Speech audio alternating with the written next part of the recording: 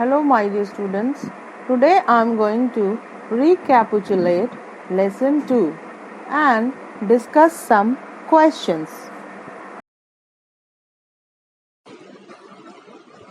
So children, let's revise. We play different types of indoor and outdoor games. The games we play at home are known as indoor games. For example, snakes and ladders, carom, ludo, chess, etc. And the games we play on the ground are known as outdoor games. For example, cricket, football, volleyball, badminton, etc. Games are a good means of recreation and they keep us physically and mentally healthy.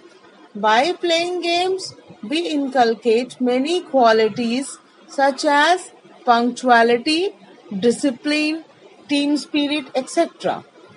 Playing is an environment where children learn and practice social negotiation skills, and we learn that we should always play a fair game and follow all the rules. So, you have understood these points, children? Now, children, there is a mind map for you in which you have to create a mind map to show the importance of social negotiation and fair play while playing games. Means you have to write the importance of social negotiation and fair play. Clear? You may write like we become capable and confident decision makers. We inculcate many qualities such as punctuality, discipline, team spirit. Means we develop sportsman spirit, indulge healthy competition, etc. So this was about mind map, children. Now I'll begin with some of the questions related to this chapter. Like first one, list any 3 games that you play during lunch break at school. So which game do you play during lunch break at school? So you can write whatever you want, like you can write carom, chess, ludo, whatever you want you can write. It's your means you have to write your own views and opinion, whatever. Going to the next question, that is the play time with friends fun? Give reason for your answer. Like what will be your answer? Yes, play time with friend is fun, as we share our learning with each other and learn new rules of the games. Now, next question, that is why is it important to include everyone, especially new friends, when we are learning and playing at school? You have to write the reason.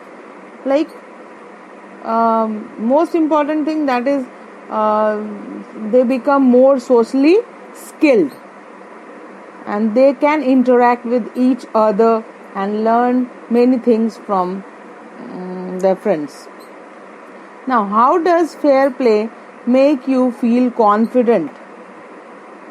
Playing fairly helps us to think critically and solve problems in a way that everyone around experiences fairness, and we can handle unfair situations on the playground. Now, next question, that is what does a playing fair game help you to develop? Playing a fair game helps us to develop an emotional skill. So these were the questions, children. Now one more interesting question. Next one is classify the following games into outdoor games or indoor games. Now you can see some games are given in the box and they are mixed up.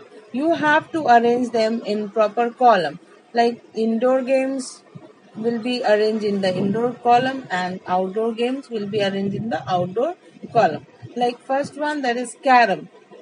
Carom will fall under which category? Indoor or outdoor? So carom is an indoor game. So you will write under indoor game. Ludo, indoor game. Gilli danda, outdoor game. Langri tang, outdoor game. Chess, indoor game. Snakes and ladder, indoor game. Kabaddi, outdoor game. Cards, indoor game. Badminton, you can take under outdoor games. So this is clear, children. This was all about indoor and outdoor games. Now going to the next question, that is identify the games shown in the picture below. By looking at the picture, you have to identify which game is this. So first one is cricket, second one is hockey, third one that is basketball, fourth one football, and the last one, children, that is billiard. So this was all about the games by looking at the picture. So we have learned about many of the games in this chapter, about many indoor and many outdoor games.